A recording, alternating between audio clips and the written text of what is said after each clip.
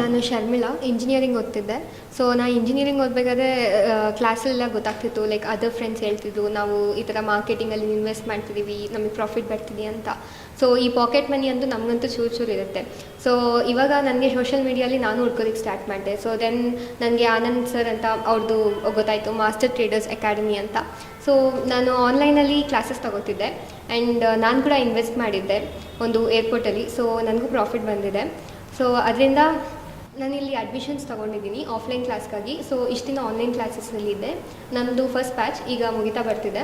ನಾನು ಅಡ್ಮಿಷನ್ಸ್ ತೊಗೊಂಡಿದ್ದೀನಿ ಆಫ್ಲೈನ್ ಕ್ಲಾಸಿಗಾಗಿ. ಇಷ್ಟಿನ ಆನ್ಲೈನ್ ಕ್ಲಾಸ್ ನೋಡ್ತಿದ್ದೆ.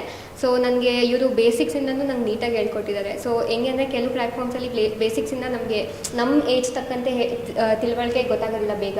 ಸೊ ಅವ್ರು ನಮ್ಮ ಏಜ್ ತಕ್ಕಂತೆ ಹೆಂಗೆ ಹೇಳಬೇಕು ನಮಗೆ ಎಕ್ಸಾಂಪಲ್ ಕೊಟ್ಟು, ಸೊ ಹಾಗಾಗಿ ಹೇಳ್ಕೊಟ್ಟಿದ್ದಾರೆ. ಸೊ ನಮ್ಮದು ಫಸ್ಟ್ ಬ್ಯಾಚ್ ಹೀಗಾಗಿ ಮುಗಿತಾ ಬರ್ತಿದೆ. ಸೊ ನಾನು ಹೇಳಬಲ್ಲೆ ಇದೊಂದು ಒಳ್ಳೆ ಪ್ಲ್ಯಾಟ್ಫಾರ್ಮ್, ನೀವು ಕೂಡ ಜಾಯ್ನ್ ಆಗಿ ಅಂತ.